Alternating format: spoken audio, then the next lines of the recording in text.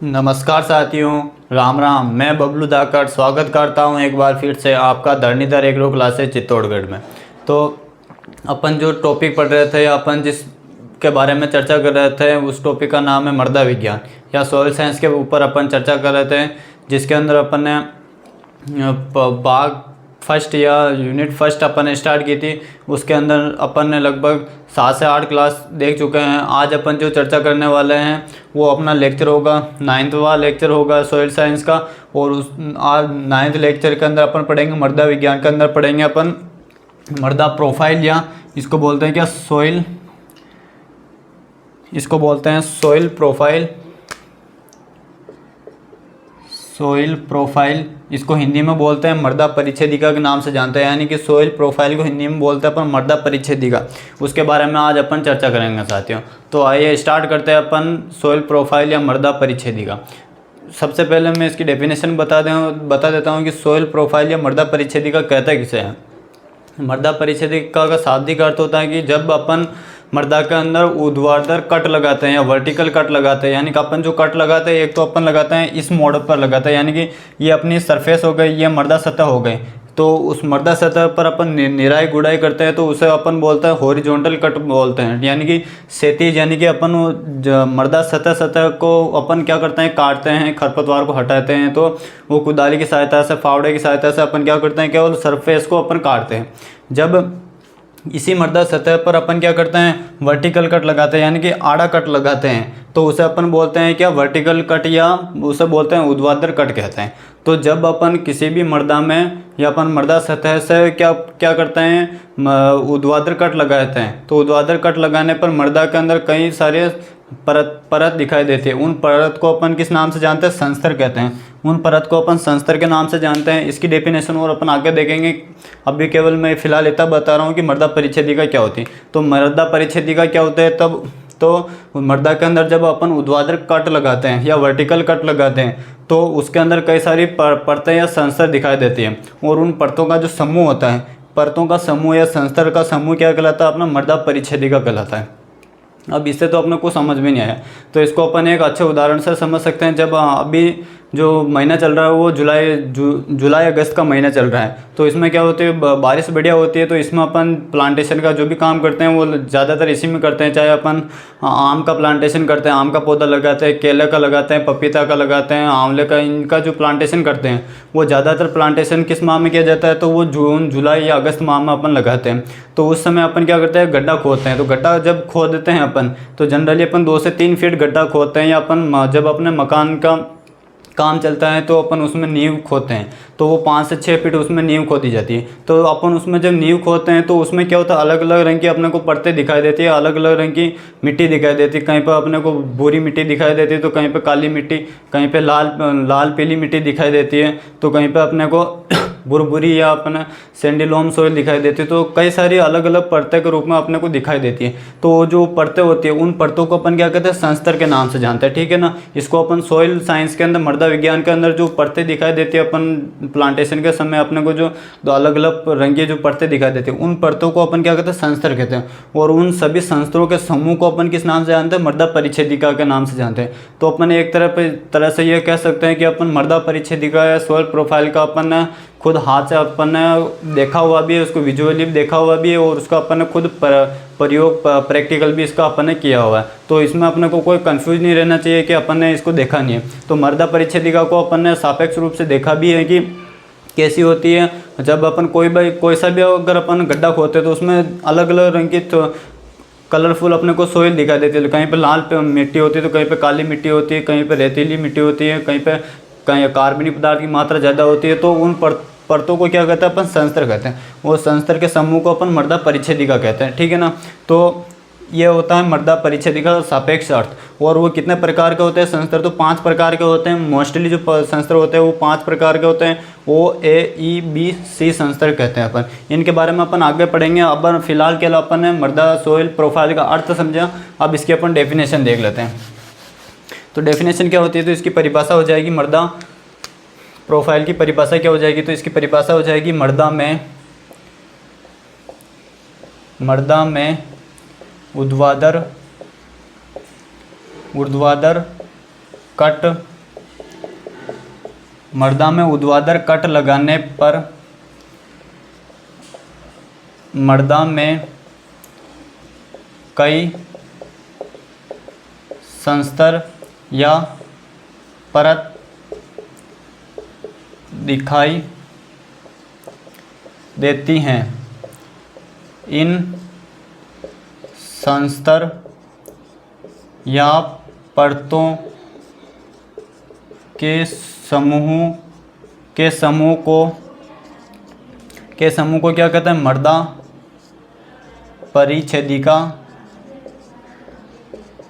परिच्छेदिका कहते हैं।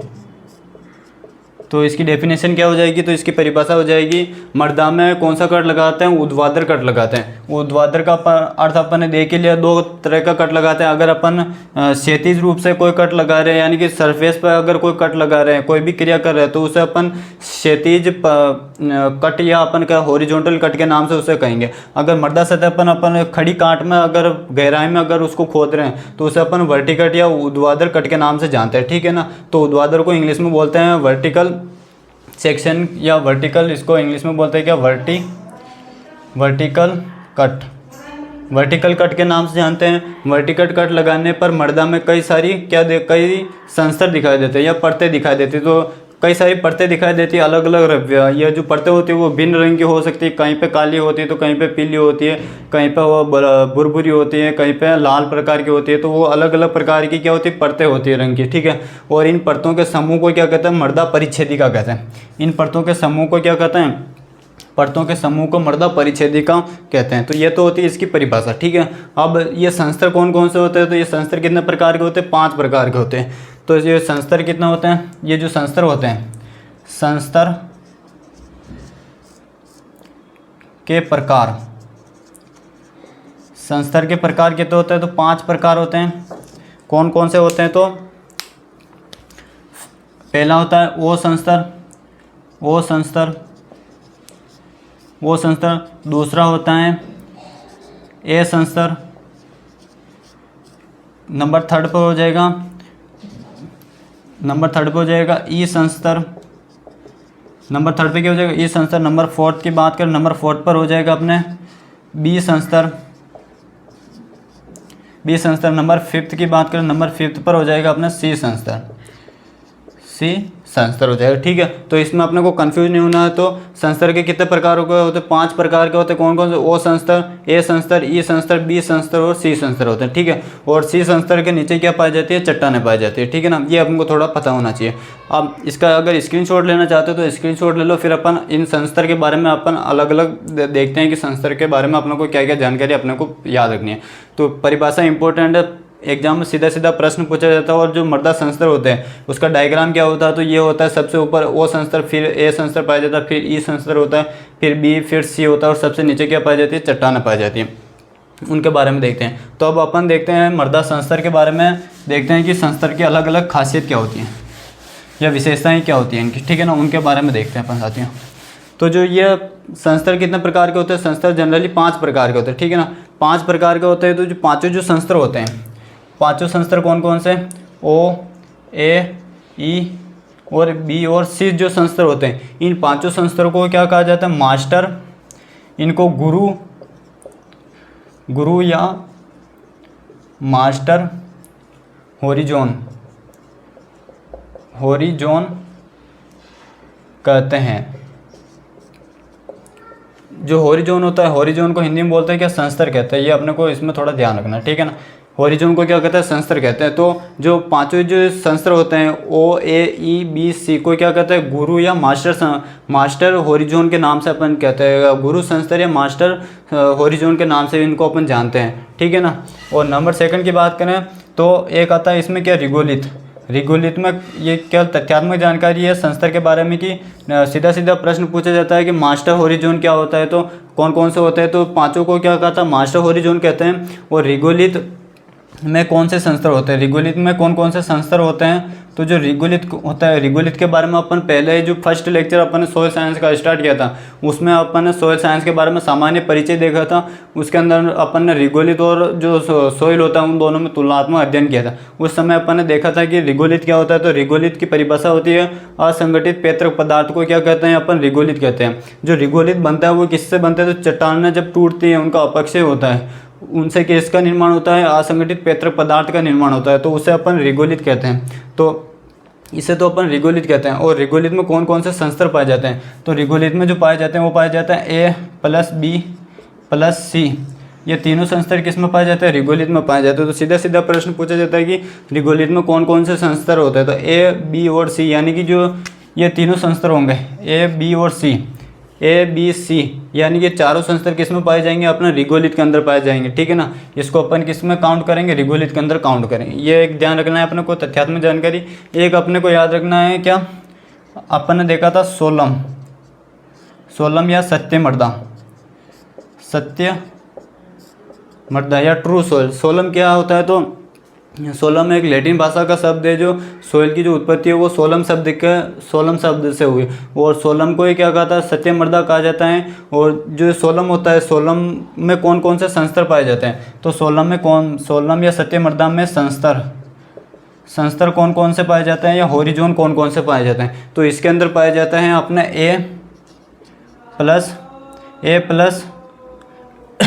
A+B, या इसमें पाया जाता है A+E+B। तो ये तीन संस्तर पाए जाते हैं इसके अंदर भी। कौन कौन से, या तो होगा अपने A संस्तर होगा किसके अंदर, सोलम के अंदर, या होगा B संस्तर, या फिर इसको अपन कह सकते हैं A+B, या आप कह सकते हैं A+E+B। तो ये तीनों संस्तर इसके अंदर पाए जाते हैं। तो ये अपने को थोड़ा याद रखना है। तो तथ्यात्मक जानकारी तीनों कौन कौन सी, मास्टर या गुरु संस्तर किसे कहते हैं अपन, तो पांचों जो ये संस्तर होते हैं कौन कौन से, O, A, E, B और C, इनको अपन मास्टर या गुरु संस्तर कहते हैं। रिगोलिथ में कौन कौन से संस्तर पाए जाते हैं, तो इंपॉर्टेंट है, प्रश्न पूछा जाता है। A+B+C होते हैं। और सोलम में कौन से पाए जाते हैं, तो सोलम में पाया जाता है A+B। आपके मोस्टली इसको याद रखना, ठीक है ना, A+B और A, या ये नहीं हो तो ऑप्शन में हो जाएगा A+E+B। अगर दोनों हो तो दोनों अपने को टिक करना है ना, इसमें अपने को कंफ्यूज नहीं होना। ये अपने इसके तथ्यात्मक जानकारी है। इसका स्क्रीनशॉट लेना चाहते हो तो स्क्रीनशॉट ले लो, फिर अपन आगे बढ़ते हैं। अब अपन देखते हैं एक एक संस्तर को अपन अलग अलग पढ़ते हैं कि O संस्तर की क्या विशेषता होती है, B संस्तर की क्या विशेषता होती है, A संस्तर की क्या विशेषता होती है, उन सभी के बारे में अपन अलग अलग पढ़ते हैं। तो इसमें जो सबसे पहला अपने जो संस्तर हो जाएगा वो हो जाएगा कौन सा, O संस्तर।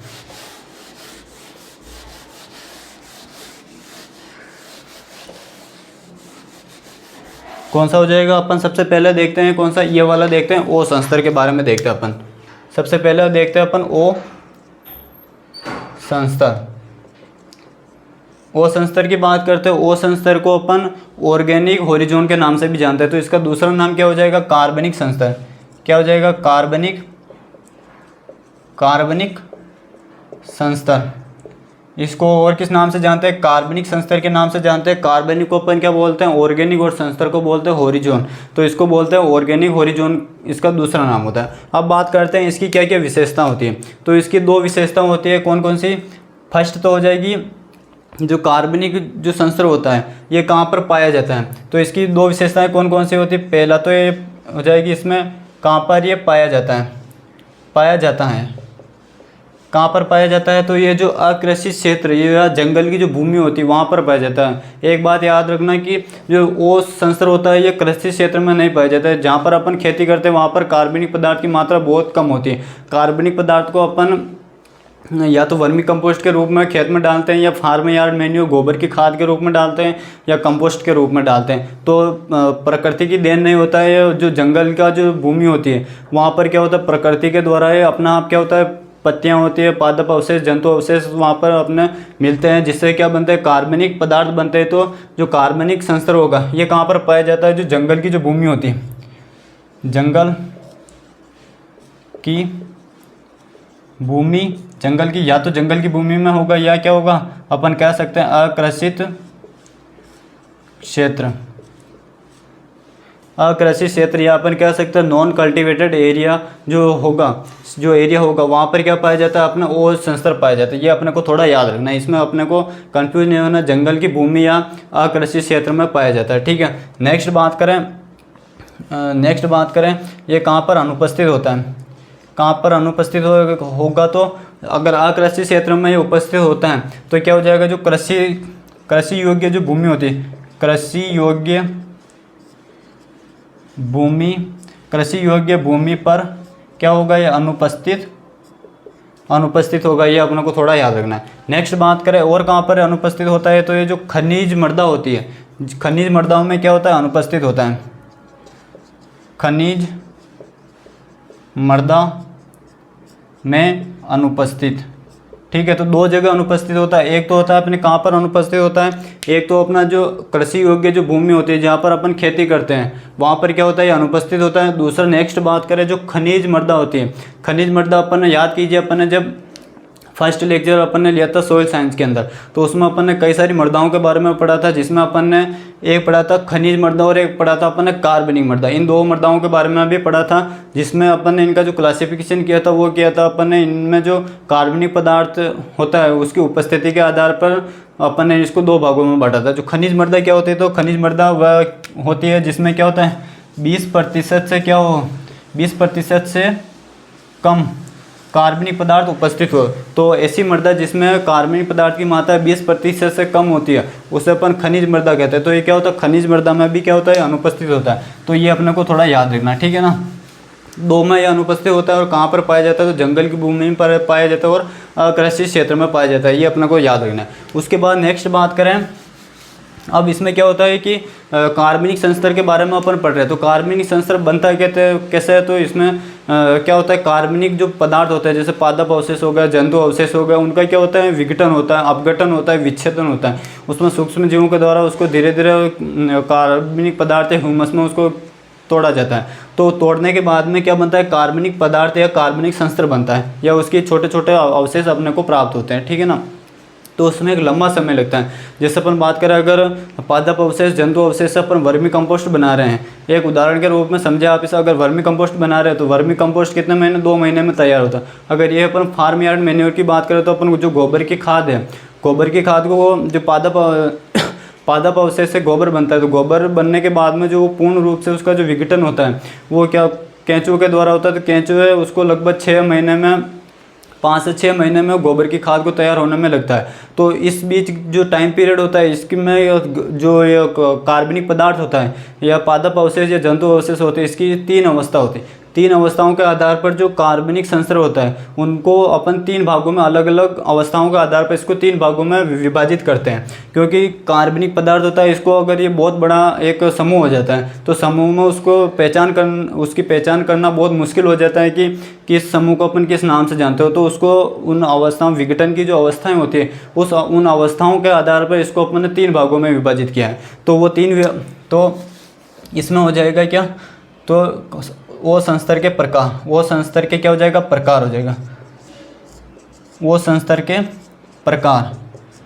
के प्रकार की बात करें तो ये कितने प्रकार का होता है, 3 प्रकार होता है। और इनको जो ये प्रकार है इनको विभाजित किया गया, वो विभाजित किसके आधार पर किया गया, तो वो विभाजित किया गया क्या, विघटन की अवस्थाओं के आधार पर। इनको जो विभाजन किया गया, विभाजन किसके आधार पर किया गया, तो विघटन के आधार पर, विघटन या अपन कह सकते हैं क्या, विच्छेदन के आधार पर, विच्छेदन के आधार पर इनका क्या किया गया, विघटन या विभाजन किया गया। तो विच्छेदन के आधार पर 3 भागों में किया गया। कौन कौन सा, तो इसमें फर्स्ट होता है, इसमें जो ओ संस्तर है तो ओ तो आएगा ही आएगा, इसमें एक आ जाएगा ओ। इसमें 3 भागों में एक तो किया गया ए, ई और आई, इनको उप संस्तर के नाम से भी अपन जान सकते हैं। तो एक तो हो जाएगा ओ ए, दूसरा हो जाएगा ओ ई, और एक हो जाएगा अपने नंबर 3 हो जाएगा इधर ओ, नंबर 3 हो जाएगा इधर ओ आई हो जाएगा, ठीक है। ये याद रखना आपने, ओ ए, ओ ई और ओ आई आई हो जाएगा, ठीक है ना। तो ये अपने को याद रखना। अब इनकी क्या क्या विशेषता होती है, तो ओ ए किससे कहेंगे अपन, तो ओ ए उस अवस्था को कहेंगे विभाजन की या विघटन की उस अवस्था को कहेंगे जिसमें जो कार्बनिक पदार्थ होता है, पादप अवशेष या जो जंतु अवशेष होता है, उसका क्या हो जाता है 100% क्या हो जाता है, पूर्ण विच्छेदन हो जाता है। या अपन कह सकते हैं कि पूर्ण विच्छेदित कार्बनिक पदार्थ जो होता है उसे अपन ओ ए के नाम से जानते हैं। यानी तो इसमें हो जाएगा क्या, पूर्ण विच्छेदित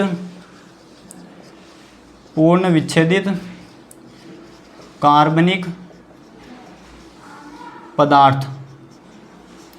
पूर्ण विच्छेदित कार्बनिक पदार्थ को अपन किस नाम से जानते हैं, तो ओ ए के नाम से जानेंगे। कंफ्यूज नहीं होना है अपने को। जो पूर्ण विच्छेदित जो कार्बनिक पदार्थ हो गया या 100% जो 100% जिस कार्बनिक पदार्थ का विच्छेदन हो जाएगा उसे अपन क्या कहेंगे, ओ ए के नाम से जानेंगे। अगर उदाहरण की बात करें तो जो अपना वर्मी कंपोस्ट होता है, वर्मी कंपोस्ट 2 महीने के बाद में तैयार हो जाता है। जो वर्मी कंपोस्ट होता है 2 माह के बाद में जो तैयार होता है, जिसको अपन खेत में प्रयोग के लिए तैयार रेडी रखते हैं, तो जो वो 2 महीने के बाद में जो कार्बनिक पदार्थ बना वो क्या हो जाएगा, अपने ओ ए हो जाएगा, ठीक है ना। इसको याद रखना।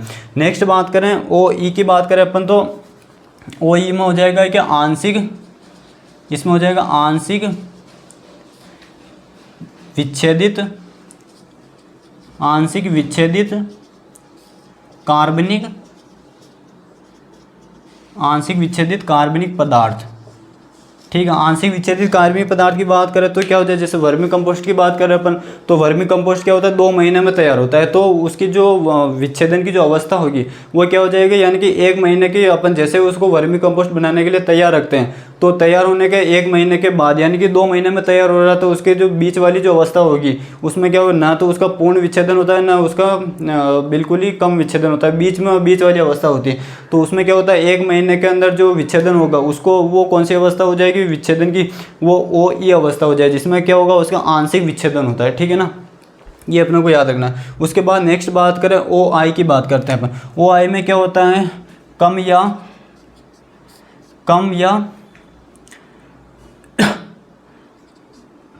कम विच्छेदन या नया कार्बनिक पदार्थ, नया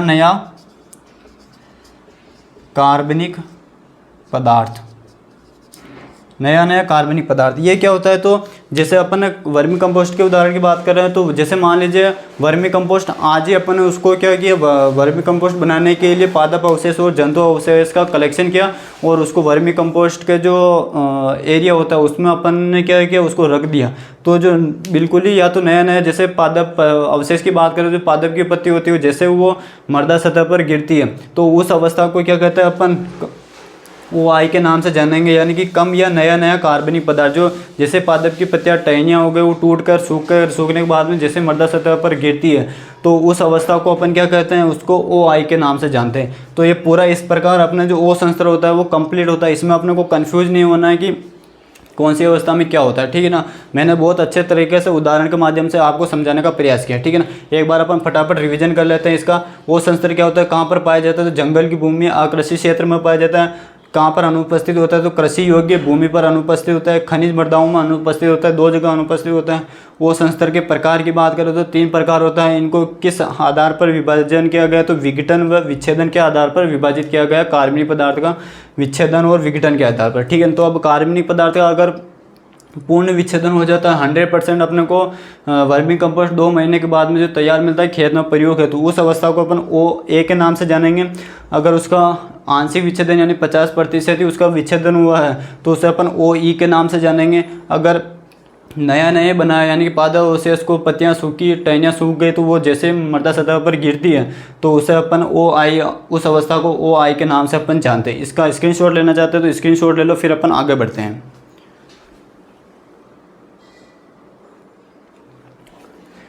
तो अब अपन चर्चा करते हैं, नेक्स्ट पढ़ते हैं अपन ए संस्तर, जिसका दूसरा नाम क्या होता है, खनिज संस्तर के नाम से अपन जानते हैं, ठीक है। तो अपन दूसरा वाला पढ़ रहे हैं, हम खनिज संस्तर के बारे में पढ़ रहे हैं। इसमें केवल 2 बिंदु इंपॉर्टेंट है, ज़्यादा इंपॉर्टेंट है नहीं है। खनिज संस्तर की बात करें तो सबसे पहले कहाँ पर पाया जाता है, ठीक है। कहाँ पर पाया जाता है, तो ये पाया जाता है क्या, अपने जो कार्बनिक संस्तर होता है उसके नीचे की परत होती है, तो वो संस्तर के नीचे पाया जाता है। नेक्स्ट बात करें इसकी कहाँ पर पाया जाता है, तो ओस संस्तर के नीचे पाया जाता है। और ये क्या होता है, इसकी दूसरी विशेषता ये होती है कि ये क्या होता है, जो मृदा के अंदर जो भी खनिज जो पोषक तत्व होते हैं, खनिज पोषक तत्वों का क्या होता है, भंडार गृह होता है। तो इसकी दूसरी विशेषता हो जाएगी क्या, खनिज पोषक तत्व का भंडार गृह होता है। ठीक है, नंबर सेकंड पॉइंट हो जाएगा खनिज पोषक तत्व का भंडार गृह होता है। और नंबर थर्ड इसकी विशेषता की बात करें अपन, इसकी जो नंबर थर्ड इसकी जो क्या विशेषता होती है या प्रॉपर्टीज होती है वो होती है कि इसमें क्या होता है, कार्बनिक संस्तर अनुपस्थित होता है। यह प्रश्न पूछा हुआ भी है कि निम्न में से कौन सा संस्तर है जिसके अंदर कार्बनिक संस्तर होता है जो अनुपस्थित होता है। तो यह प्रश्न पूछा हुआ है कि कार्बनिक संस्तर किस में अनुपस्थित होता है, तो वो अनुपस्थित होता है अपने ए संस्तर या अपन कह सकते हैं खनिज संस्तर के अंदर क्या होता है, वो ये अनुपस्थित होता है। तो अपने लिए सबसे इंपॉर्टेंट पॉइंट इसमें क्या हो जाएगा, ये वाला ही हो जाएगा कि कार्बनिक संस्तर इसमें अनुपस्थित होता है। और एग्जाम के अंदर प्रश्न पूछा हुआ भी, खनिज संस्तर इसी के साथ कंप्लीट होता है, इसमें ज़्यादा कोई इंपॉर्टेंस है नहीं, केवल ये बिंदु याद रखना आप, तो केवल कार्बनिक संस्तर इसमें अनुपस्थित होता है। बाकी कहाँ पाया जाता है, तो वो संस्तर के नीचे पाया जाता है। और खनिज पोषक तत्व का क्या होता है, भंडार गृह होता है। स्क्रीनशॉट लेना चाहता है तो स्क्रीनशॉट ले लो, फिर अपन इसमें आगे बढ़ते हैं। अब नंबर थर्ड अपन देखते हैं क्या, ई संस्तर के बारे में देखते हैं। ठीक है ना, नंबर थर्ड देखते हैं अपन ई संस्तर के बारे में।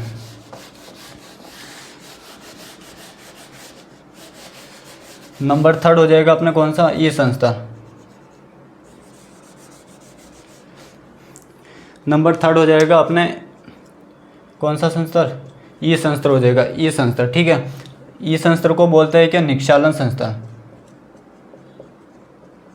निक्षालन संस्तर के नाम से अपन जानते हैं। ठीक है, इसका इंग्लिश में कुछ इसके उपनाम भी होते हैं, तो इसके उपनाम क्या हो जाएंगे, इसको अपन क्या क्या कहते हैं। फर्स्ट तो हो जाएगा कि निक्षालन संस्तर हो जाएगा, दूसरा अपन कहते हैं ई संस्तर हो जाएगा। दो नाम तो ये होते हैं, और इसके दो नाम और होते हैं इंग्लिश में। एक तो इसको बोलते हैं क्या, वॉश आउट भी कहते हैं इसको, और इसी को क्या कहते हैं, इल्यूवेशन के नाम से भी जानते हैं। क्या कहते हैं, तो इसको अपन बोलते हैं इल्यूविएशन। ठीक है, इल्यूविएशन के नाम से भी इसको जानते हैं। तो उपनाम कौन कौन से हो जाएंगे, एक तो हो जाएगा वॉश आउट होता है, एक होता है इल्यूविएशन। तो इसमें जो वॉश आउट होता है, इस वॉश आउट का जो शाब्दिक अर्थ होता है, वो शाब्दिक अर्थ क्या होता है, तो वॉश आउट का अर्थ होता है क्या, धुला हुआ। धुला नाम से पता चल रहा है कि वॉश आउट का जो शाब्दिक अर्थ होता है वो क्या हो जाएगा, धुला हुआ हो जाएगा। ठीक है, धुला हुआ हो जाएगा। और इसमें आउट का अर्थ होता है क्या, बाहर निकलना। तो धुला हुआ पदार्थ का बाहर जाना, जो इसका शाब्दिक अर्थ हो जाएगा वो क्या हो जाएगा, वॉश आउट का अर्थ होता है धुला हुआ, और आउट का अर्थ होता है क्या, बाहर जाना। तो इसमें पूरा शाब्दिक अर्थ निकलता है इसका, धुला हुआ पदार्थ का बाहर जाना। अब कहाँ से कहाँ तक बाहर जाना, तो ई संस्तर से पदार्थों का बहकर नीचे के संस्तर में जाना क्या कहलाता है, अपने उस संस्तर को अपन निक्षालन संस्तर कहते हैं। तो इसकी एक ही विशेषता होती है, क्या होती है, वो होती है कहाँ पर पाया जाता है, तो ए संस्तर के नीचे पाया जाता है। ये अपने को याद रखना है, उसमें अब अपने को उस पॉइंट को लिखने की ज़रूरत नहीं है, क्योंकि अपन जैसे जैसे एक एक को पढ़ रहे हैं तो वो इसी के नीचे पाया जाता है। ठीक है ना, ये अपने को कन्फ्यूज नहीं होना। उसके बाद बात करें वॉश आउट का अर्थ देख लिया, तो इसमें क्या होता है, पदार्थ बहकर नीचे के संस्तर में चले जाते हैं। इसमें क्या होता है, पदार्थ बहकर नीचे के संस्तर में, नीचे के संस्तर में। अब इसमें नीचे का संस्तर आया, तो इसमें नीचे का संस्तर कौन सा हो जाएगा, तो अपन पढ़ रहे हैं ई संस्तर के बारे में पढ़ रहे हैं, तो कौन से संस्तर में आ जाएगा, बी संस्तर में। बी संस्तर में आ जाएगा, तो बी नीचे के संस्तर यानी कि बी संस्तर में चले जाते हैं। ये पॉइंट इंपॉर्टेंट है, यानी कि पदार्थ बहकर नीचे के संस्तर में, यानी कौन से संस्तर में, बी संस्तर में चले जाते हैं। और इसके बाद में कौन कौन से यहाँ पर पदार्थ से, ये तो चलो बहकर चले गए नीचे, लेकिन कोई तत्व या कोई खनिज पदार्थ तो ऐसा होंगे जहाँ पर वो पदार्थ बहकर नहीं जाएंगे। तो ये बहकर जाने के बाद में यहाँ पर क्या ये शेष बच जाते हैं। तो शेष यहाँ पर क्या बच जाते हैं, शेष में सिल्ट क्या बच जाता है, सिल्ट इसके अलावा सिलिका और क्वार्टज, ठीक है, क्वार्टज की प्रधानता रह जाती है, प्रधानता रहती हैं। क्या होता है, तो अब ये पदार्थ, तो इसके अलावा जो भी पदार्थ है वो पदार्थ तो क्या होते हैं, इसमें बहकर नीचे की तरफ चले गए। उसके बाद में क्या बचा, शेष कौन कौन से पदार्थ बच जाते हैं, तो सिल्ट बच जाता है, एक सिलिका बच जाता है और एक क्वार्टर बच जाता है। तो ये शेष बच जाते हैं। तो जो ई संस्तर होता है उसमें इन तीनों की क्या रहती है, केवल प्रधानता रहती है। तो ये होता है अपने कौन सा संस्तर, ई संस्तर। इसको याद रखना, वॉश आउट भी कहते हैं, इल्यूवेशन भी कहते हैं। शाब्दिक अर्थ याद रखना आप, तो केवल कि वॉश आउट का जो शाब्दिक अर्थ होता है वो क्या होता है, तो वो होता है अपने धुला हुआ, और आउट का अर्थ होता है बाहर की तरफ जाना, ठीक है ना। तो बाहर की तरफ कौन जाएगा, तो धुला हुआ पदार्थ का बाहर की तरफ जाना क्या कहलाता है, अपने ई संस्तर कहलाता है। और इसमें क्या होता है, तो पदार्थ बहकर नीचे के संस्तर में चले जाते हैं। कौन से संस्तर में जाते हैं, तो बी संस्तर में जाता है, ठीक है। कौन से संस्तर में जाते हैं, तो बी संस्तर या बी होरिजोन के अंदर जाते हैं। और इसमें शेष सिल्ट, सिलिका और क्वार्टेज की प्रधानता रह जाती है। ये अपने लिए इंपॉर्टेंट है। उसके बाद नेक्स्ट अपन आगे बढ़ते हैं, स्क्रीनशॉट ले लो, फिर अपन आगे बढ़ते हैं। अब अपन देखते हैं बी संस्तर के बारे में, देखते हैं अपन बी संस्तर अपने लिए काफ़ी इंपॉर्टेंट है, उसके बारे में अपन विस्तार से चर्चा करते हैं। जो अब अपने नेक्स्ट जो होरिजोन या संस्तर होगा, वो संस्तर कौन सा है, अपने नंबर 4 हो जाएगा, बी संस्तर हो जाएगा, ठीक है। बी संस्तर कौन सा है, तो बी संस्तर होता है अपने, इसको हिंदी में इसका दूसरा नाम होता है निक्षेपण संस्तर कहते हैं इसको। और इसके इंग्लिश में 2 उपनाम होते हैं, वो भी अपने को याद रखना। पहला तो होता है इसमें क्या, पहला होता है इसमें वॉश इन, ठीक है, वॉश इन होता है। और दूसरा होता है इसका इंग्लिश में नाम होता है आइल्यूवेशन होता है। उसका नाम क्या था, दोनों में कंफ्यूज नहीं होना है अपने को। एक का तो नाम था जो निक्षालन वाला था, निक्षालन वाले का नाम था इल्यूवेशन, ठीक है। और इसका नाम क्या है, निक्षेपण वाले का नाम हो जाएगा अपने आइल्यूवेशन, ठीक है ना। तो इसमें अपने को कंफ्यूज नहीं होना है, इसको आप याद रखने का प्रयास कीजिएगा। उसके बाद अपन आगे बढ़े साथियों, तो इसमें अब अपने को देखना है क्या, इसमें भी शाब्दिक अर्थ देखे वॉश इन का। तो वॉश इन का क्या होता है, वॉश का तो अर्थ होता है क्या, धुला हुआ, क्या होता है, धुला हुआ होता है। और इनका अर्थ क्या होता है, अंदर, यानी कि अंदर आना। तो धुला हुआ पदार्थ का अंदर आना। अब धुला हुआ पदार्थ कौन सा था, तो अपन ने निक्षालन में कौन सा देखा था, उसमें जो पदार्थ थे वो बहकर कहाँ पर आ गए थे, इसके अंदर आ गए थे। ये पदार्थ कौन से, वो पदार्थ अपन एक एक करके अपन आगे देखेंगे। फिलहाल के लिए बस आप इतना सा याद रखिए कि वो सीन का अर्थ होता है धुला हुआ पदार्थ का अंदर आना, इसका शाब्दिक अर्थ ये होता है। अब इसमें बात करें कि, तो इसमें इसकी डेफिनेशन क्या हो जाएगा, कि इसकी परिभाषा हो जाएगी पदार्थों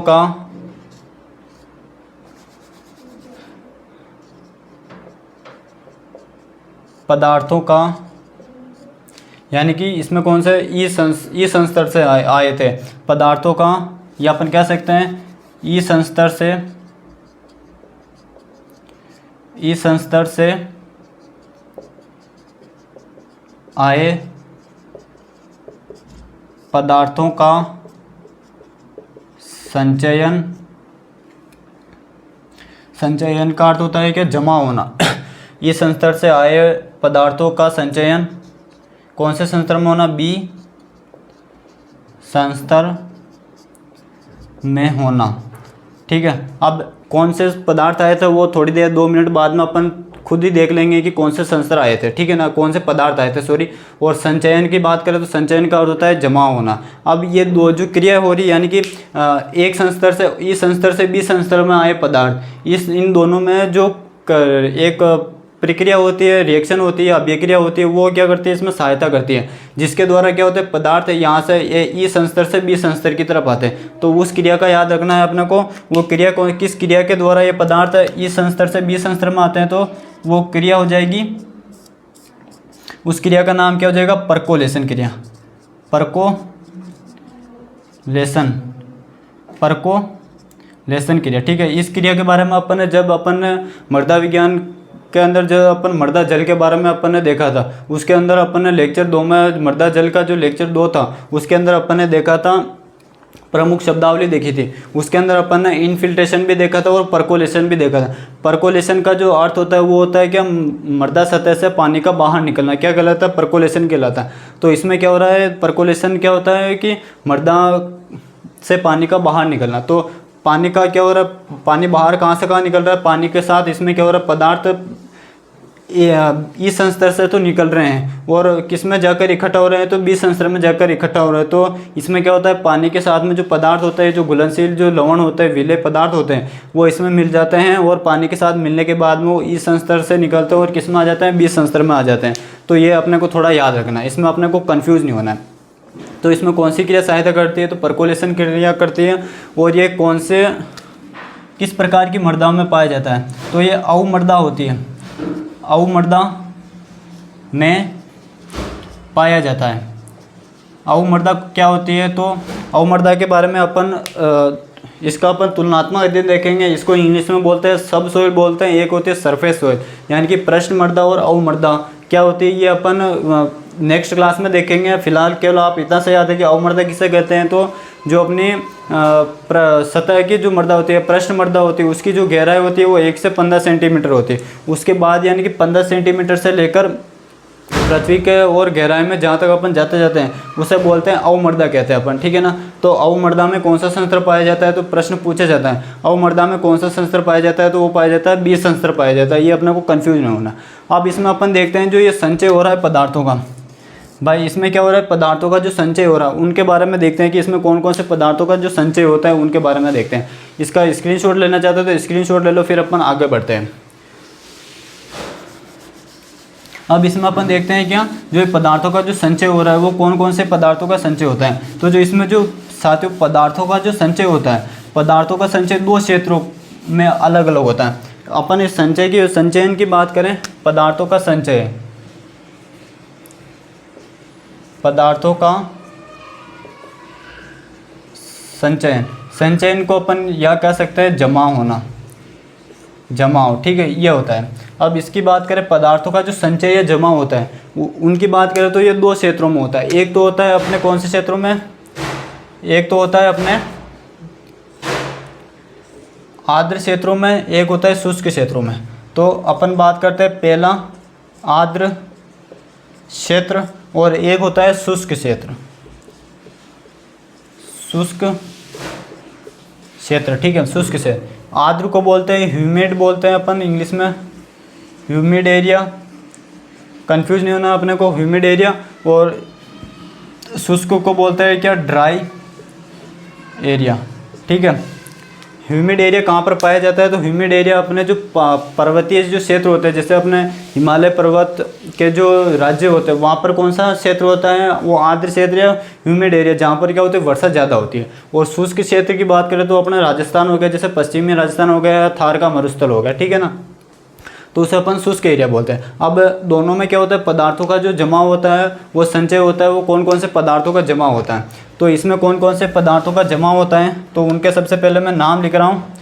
सबसे इसमें पहला होता है, एक तो होता है आयरन, एक तो होता है एल्यूमिनियम व आयरन के ऑक्साइड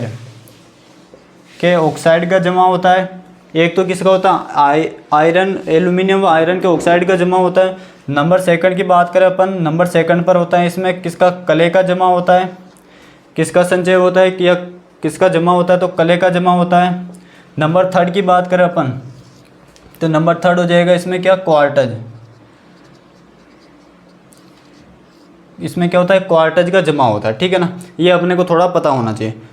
और उसके बाद में बात करें अपन शुष्क क्षेत्रों की बात करें, शुष्क क्षेत्र की बात करें तो शुष्क क्षेत्र में किस किस का जमा होता है, तो शुष्क क्षेत्रों में अपन जानते हैं कि लवणों की प्रधानता होती है, तो इसमें लवणों का क्या होता है, जमा होता है। तो इसमें नंबर फर्स्ट पर तो हो जाएगा क्या, जिप्सम का जमा हो जाएगा, जिप्सम का जमा हो जाएगा। नंबर सेकंड की बात करें तो इसमें हो जाएगा अपने जिप्सम का जमा हो जाएगा। उसके बाद में क्या हो जाएगा, कार्बोनेट का जमा हो जाएगा।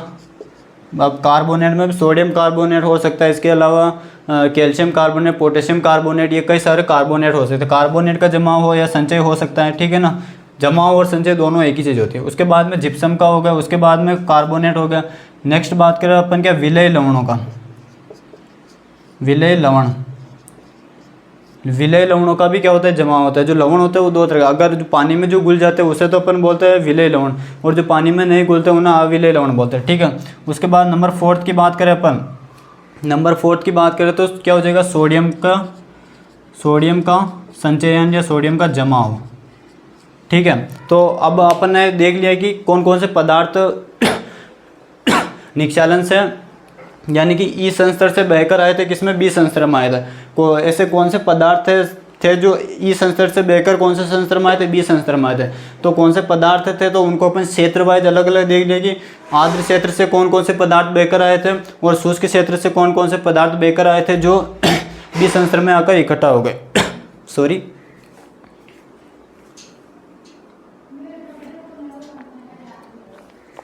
तो अपन चर्चा कर रहे थे साथियों कौन से पदार्थ है जो बहकर आए, तो उनके अंदर अपन ने चर्चा कर ली, ठीक है। तो अब ये पदार्थ भी क्या हो गए, ऐसे हो गए जैसे अपन ने कार्बनिक पदार्थ के अंदर देखा था कि एक बड़े ग्रुप की बात करें अपन, तो बड़े ग्रुप में के फॉर्म में हो गया अपने संचय या जमा हो गया। अब इनको अपन एक पर्टिकुलर नाम तो दे नहीं सकते, जिस प्रकार अपन ने कार्बनिक पदार्थ को उनकी अवस्थाओं के आधार पर 3 भागों में विभाजित किया था, उसी प्रकार इनको भी वापस जो जमा हो रहे हैं उनको, जैसे अगर आयरन व एल्यूमिनियम के ऑक्साइड अगर जमा हो रहे हैं आर्द्र क्षेत्र में, क्योंकि पानी के साथ में ये सभी के सभी लवण क्या होता है, एक साथ बहकर जाते हैं। यानी कि अगर पानी का अत्यधिक प्रभाव है, तीव्र है, तो उसके साथ में कले का जो कण है वो भी बहकर जाएंगे, आयरन व एल्यूमिनियम के ऑक्साइड भी बहकर जाएंगे और दूसरे संस्तर में जाकर जमा हो जाएंगे, क्वार्टज भी बहकर जाएगा, वो भी वहाँ पर जमा हो जाएगा। शुष्क क्षेत्रों में अगर पानी की अधिकता है तो जिप्सम भी बहकर जाएगा, साथ में कार्बोनेट, सभी के साथ क्या होता है, ये सभी एक साथ बहकर जाते हैं। तो इनको अपन पर्टिकुलरली एक नाम तो दे नहीं सकते, तो इनको इनकी भी अवस्थाओं के आधार पर इनको भी अलग अलग नाम दिए गए। जैसे कार्बनिक पदार्थ के अंदर कार्बनिक संस्तर में अपन ने देखा था कि अगर अवस्थाओं में अगर पूर्ण विच्छेदन हो जाता है तो उस अवस्था को अपन OA के नाम से जानते हैं। तो उसी प्रकार जो इसके अंदर अपन पढ़ेंगे बी संस्तर के अंदर अगर कले का जो संचय हो रहा है तो उसको अपन बोलते हैं बी और टी, ठीक है ना। तो जो बी होगा वो तो किसको प्रदर्शित करेगा, संस्तर को प्रदर्शित करेगा, और इसमें जो टी होगा, टी पर्टिकुलर किसको प्रदर्शित करेगा, कले को प्रदर्शित करेगा। तो उनके बारे में अब अपन देख लेते हैं। तो मैं सबसे पहले अपन देखते हैं आर्द्र क्षेत्र के अंदर इन तीनों के बारे में देखते हैं, फिर इनके बारे में देखते हैं अपन। तो इसको मैं अभी फिलहाल रफ करता हूँ, ठीक है ना। इसको मैं एक बार और लिखूँगा, आप उसके बाद उतार लेना, ठीक है ना। तो सबसे पहले इसमें हो जाएगा क्या, अपने आर्द्र क्षेत्र हो जाएगा। आर्द्र क्षेत्र को इंग्लिश में बोलते हैं ह्यूमिड एरिया बोलते हैं। अब अपन सबसे पहले बात करें कले की। अगर कले का जो संचय होता है या जमा होता है आर्द्र क्षेत्रों में, तो उसे अपन किस नाम से जानेंगे या उसको अपन किस नाम से पुकारेंगे, तो उसको अपन टी। तो कले का अगर संचय होता है, इसको मैं पूरा लिख देता हूँ, ऑक्साइड का संचयन, कले का संचयन, क्वार्टज का संचयन, ठीक है। तो अगर अपन बात करें कले का अगर संचयन होता है बी संस्तर में, तो इसको अपन किस नाम से जानेंगे, टी के नाम से जानेंगे, स्मॉल टी के नाम से जानेंगे, ठीक है। अगर ये कहें अगर एल्यूमिनियम और आयरन के ऑक्साइड का अगर संचय होता है तो इसको अपन किस नाम से जानेंगे, तो जो छोटा ओ होता है, छोटे ओ के नाम, जो ABCD के अंदर जो छोटा ABCD के अंदर ओ होता है उससे इसको नाम से अपन जानेंगे, ठीक है ना। इसको कोमा के अंदर अपन बंद कर देंगे, ठीक है ना। कले को किस नाम से जानेंगे, टी के नाम से जानेंगे, स्मॉल टी। आयरन व एल्यूमिनियम के ऑक्साइड का संचय होता है तो उसको अपन किस नाम से जानेंगे, ओ के नाम से जानेंगे, स्मॉल ओ के। अगर क्वार्टज का संचय होता है तो क्वार्टज का संचय होने पर इसको अपन किस नाम से जानेंगे, तो जो अगर क्वार्टज का जो संचय होता है उसको अपन क्यू के नाम से जानेंगे। किस नाम से जानेंगे साथियों, अगर सॉरी यहाँ पर क्वार्टज नहीं सिलिका होगा, यहाँ पर अब सिलिका को क्या बोलते हैं, क्वार्टज बोलते हैं, ठीक है ना। ये अपने को थोड़ा याद रखना। सिलिका का सूत्र क्या होता है, तो SiO2 होता है। सिलिका का सूत्र क्या होता है, तो SiO2 होता है। सिलिका का अगर संचय होता है तो सिलिका का संचय होने पर इसको अपन किस नाम से जानते हैं, तो इसको अपन क्यू के नाम से इसको संबोधित करेंगे। यानी कि अगर आर्द्र क्षेत्रों में आपसे सीधा सीधा प्रश्न पूछा जाए कि निम्न में से क्यू जो शब्द है वो किसको रिप्रेजेंट कर रहा है, किसको दर्शाता है, तो वो क्या हो जाएगा, सिलिका का संचय हो जाएगा, उसको भी क्या करता है, दर्शाता है। इसमें अपने को कंफ्यूज नहीं होना है। तो इसमें अपने लिए तीनों इंपॉर्टेंट है। कौन कौन से, एल्यूमिनियम व आयरन के ऑक्साइड को अगर संचय तो ओ के नाम से, क्ले का होता है तो टी के नाम से, सिलिका का होगा तो उसको अपन क्यू के नाम से उसको संबोधित करेंगे, ठीक है ना। अगर इसका आप स्क्रीनशॉट लेना चाहते हैं तो स्क्रीनशॉट ले लो, फिर अपन नेक्स्ट आगे बढ़ते हैं। अब अपन देखते हैं कि आद्र क्षेत्रों के बारे में तो अपन ने देख लिया। अब अपन देखते हैं कि शुष्क क्षेत्रों के बारे में देखते हैं। शुष्क क्षेत्र में जो लवणों का या अपन पदार्थों का जो संचय हो रहा था उनके बारे में देख लेते हैं कि उनको अपन किस किस नाम से संबोधित करेंगे, ठीक है ना। अब अपन देखते हैं क्या नंबर सेकंड हो जाएगा, बी नंबर डाल देते हैं इसको अपन, शुष्क व अर्ध शुष्क, शुष्क व अर्धशुष्क क्षेत्रों में संचय पदार्थ को अपन किस किस नाम से जानते हैं। तो शुष्क को बोलते हैं ड्राई, ठीक है, और ड्राई, और अर्धशुष्क को बोलते हैं क्या,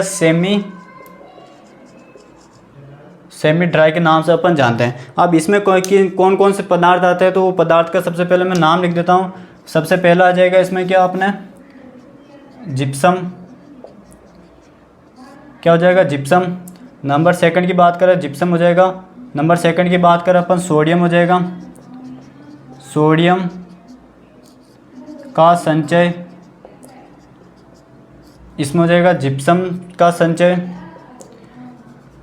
इसमें क्या हो जाएगा, जिप्सम का संचय। नंबर थर्ड की बात करें अपन, नंबर थर्ड पर अपने आ जाएगा इसमें कार्बोनेट का संचय, कार्बोनेट का संचय। नंबर फोर्थ की बात करें अपन तो इसमें नंबर फोर्थ आ जाएगा क्या, विलय लवणों का संचय, विलय लवणों का संचय, ठीक है ना। इनके बारे में अपन देखते हैं। अब अपन बात करें उसी प्रकार जिस प्रकार अपन ने आद्र क्षेत्रों के बारे में देखा था। अगर जिप्सम का जो संचय होता है, अगर जिप्सम का संचय होता है तो उसको अपन किस शब्द से संबोधित करेंगे, तो उससे अपन स्मॉल वाई के नाम से उसको संबोधित करेंगे। अगर सोडियम का संचय होता है तो सोडियम को अपन किस नाम से संबोधित करेंगे, उसको स्मॉल एन के नाम से संबोधित करेंगे, ठीक है। अगर कार्बोनेट का संचय होता है तो उसको अपन किस नाम से जानेंगे, इसको स्मॉल के नाम से उसको संबोधित करें। अगर विलय लवणों का संचय होता है तो उसको अपन स्मॉल जेड के नाम से उसको संबोधित करेंगे, ठीक है ना। तो ये चारों और वो तीन सात अपने लिए इम्पोर्टेंट है, और तीन अपन ने कार्बनिक पदार्थ के अंदर देखे तो वो भी इम्पोर्टेंट है, ठीक है। एक बार अपन फटाफट रिवीजन कर लेते हैं इसको, कैसे अपन कॉन्सेप्ट के द्वारा याद कर सकते हैं, ठीक है ना। तो अपन कैसे याद करेंगे, तो जो सोडियम है, सोडियम को अपन किसके द्वारा, इसका प्रतीक चिन्ह क्या होता है, Na होता है, ठीक है। तो Na होता है सोडियम का प्रतीक चिन्ह, तो Na से क्या याद रख लेंगे अपन, स्मॉल n याद रख लेंगे, इसमें कोई कंफ्यूज नहीं होगा, ठीक है। उसके बाद नेक्स्ट बात करते हैं अपन क्या, कार्बोनेट। कार्बोनेट का क्या आ रहा है, इसमें K आ रहा है, ठीक है ना। तो उससे याद रह जाएगा अपने को क्या, K याद रह जाएगा। उसके बाद अपने को दो, एक तो होता है जिप्सम और होता है विलय लवण, ठीक है ना। तो जिप्सम और विलय लवण को आप दोनों को आपके हिसाब से आप याद रख लेना, ठीक है। और उसी प्रकार अपन ने आद्र क्षेत्रों में देखा था आयरन और एल्यूमिनियम जो ऑक्साइड होता है उसको अपन कैसे याद रखेंगे, तो आयरन एवं एल्यूमिनियम के ऑक्साइड, तो उसमें क्या आ रहा है, ऑक्साइड आ रहा है, तो ऑक्साइड को अपन ओ से याद रख लेंगे। उसी प्रकार नेक्स्ट चर्चा करेगा अपन जो आद्र क्षेत्र के अंदर जो सिलिका था, सिलिका का सूत्र होता है SiO2 होता है, और सिलिका को क्या कहते हैं, क्वार्टज कहते हैं या रेत कहते हैं। तो रेत, क्वार्टज, सिलिका दोनों का, तीनों का फॉर्मूला एक ही होता है, SiO2 होता है। तो जो क्वार्टज होता है, क्वार्टज को क्या कहते हैं, सिलिका कहते हैं। तो सिलिका का जो प्रतीक चिन्ह था वो क्या था, Q था। तो इसमें क्या हो जाएगा, क्वार्टज और इधर हो जाएगा Q। तो क्वार्टज या सिलिका और इधर हो जाएगा Q। दो उसमें इस प्रकार याद कर सकते हैं अपन, दो इसमें कॉन्सेप्ट बना के इस प्रकार याद कर सकते हैं अपन। और जो कले होता है, कले को आप याद कर ही लेना, उसको में हो जाएगा क्या, उसका प्रतीक चिन्ह होता है T होता है, ठीक है। उम्मीद है आप सभी को समझ में आया होगा ये कॉन्सेप्ट। उसके बाद में इन तीनों को अपन चारों को इस प्रकार याद कर सकते हैं। नेक्स्ट बात करें, इस प्रकार अपने जो नंबर फोर्थ है अपने कौन सा, बी संस्तर, वो क्या होता है, कंप्लीट होता है। अगर इसका आप स्क्रीनशॉट लेना चाहते हो तो स्क्रीनशॉट ले लो, फिर अपन आगे चर्चा करते हैं। उसके बाद में अब अपने पास में केवल सी बचा हुआ है, उसके बारे में देख लेते हैं।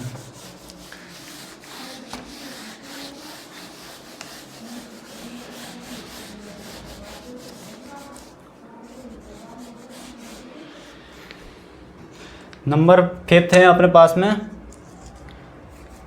नंबर 5 हो जाएगा कौन सा, सी संस्तर।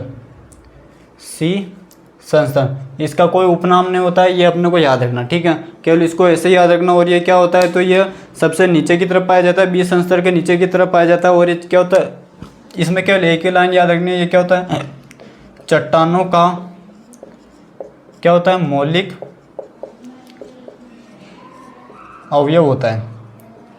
यानी कि अपन कह सकते हैं अल्टीमेटली कुल मिलाकर जो सी सेंसर होता है वो चट्टानों का एक छोटा रूप होता है। तो इसमें केवल एक ही पॉइंट इंपॉर्टेंट है कि चट्टानों का एक मौलिक अवयव होता है। अब अपने पास में नेक्स्ट लास्ट बचा हुआ है रॉक्स, चट्टानें बची हुई।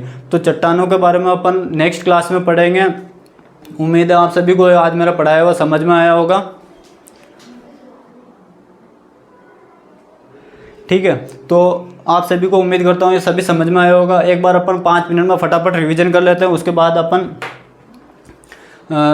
नेक्स्ट क्लास में चट्टानों के बारे में पढ़ेंगे। तो फटाफट अपन रिवीजन करते हैं। तो सबसे पहले अपन ने देखा था, आज अपन ने जो चर्चा की थी वो की थी अपन ने सोइल प्रोफाइल, या इसको बोलते हैं हिंदी में मृदा परिच्छेदिका के नाम से अपन जानते हैं। उसके बाद में मृदा परिच्छेदिका क्या होता है उसके बारे में अपन ने देखा क्या होता है। तो जब अपन मृदा के अंदर वर्टिकल कट लगाते हैं तो उसमें कई सारी परतें दिखाई देती है। वो परतें कई रंगों की होती हैं। उन परतों को अगर एक परत को अपन संस्तर के नाम से जानते हैं, अगर उन समूह को क्या कहते हैं तो उन समूह को अपन मृदा परिच्छेदिका के नाम से जानते हैं, ठीक है। उसके बाद में अपन ने संस्तर के प्रकार देखे, जिसमें अपन ने 5 प्रकारों के बारे में देखा था। और इन 5 को सम्मिलित रूप से क्या कहा जाता है, इन 5 को सम्मिलित रूप से OAEBC को सम्मिलित रूप से अपन मास्टर या गुरु संस्तर के नाम से अपन जानते हैं, मास्टर होरिजोन या गुरु संस्तर के नाम से अपन जानते हैं। उसके बाद में अपन ने रिगोलित के बारे में देखा था। रिगोलित में कौन से संस्तर पाए जाते हैं, तो उसमें ABC पाया जाता है, सोलम के अंदर AEB या AB पाया जाता है। उसके बाद में अपन ने एक एक करके देखा कि वो संस्तर की क्या विशेषता होती है, वो देखा अपन ने, और उसके अवस्थाओं के आधार पर उसका वर्गीकरण देखा अपन ने। उसके बाद में अपन ने ए संस्तर के बारे में देखा था, ए संस्तर के कुछ महत्वपूर्ण बिंदुओं के बारे में चर्चा की। उसके बाद में अपन ने भी ई संस्तर के बारे में देखा, ई संस्तर के क्या क्या मुख्य बिंदु होते हैं और उसके उपनाम क्या क्या थे उनके बारे में अपन ने विस्तार से चर्चा की थी। उसके बाद अपन ने बी संस्तर को विस्तार से देखा कि इसमें किसको कहते हैं और इसमें कौन कौन से पदार्थों का संचय होता है। और जो पदार्थों का जो संचय होता है उनको अपन अलग अलग क्षेत्र वाइज भी अपन ने अलग अलग देखा। आद्य क्षेत्रों में किस प्रकार के पदार्थों का संचय होता है और शुष्क क्षेत्रों में किस प्रकार के पदार्थों का संचय होता है। और उनको भी, उनके अंदर भी अपन ने देखा कि उनका प्रतीक चिन्ह क्या होता है, कि पर्टिकुलर अगर इस पदार्थ का संचय हो रहा है तो उसको अपन किस नाम से उसको संबोधित करेंगे, उसका प्रतीक चिन्ह क्या होता है, उसके बारे में देखा अपन ने। उसके बाद में अपन ने जो अपने लास्ट बचा था सी संस्तर, उसके बारे में देखा था अपन। उसमें केवल एक लाइन अपने लिए इम्पोर्टेंट है कि ये चट्टानों का मौलिक अवयव होता है, या सीधा सीधा अपन कह सकते हैं कि जो चट्टान होते हैं उसका सूक्ष्मतम रूप या छोटा जो स्रोत होता है वो क्या होता है, अपने सी संस्तर होता है। उम्मीद है आप सभी को समझ में आया होगा। मिलते हैं नेक्स्ट क्लास में, तब तक के लिए जय हिंद जय भारत।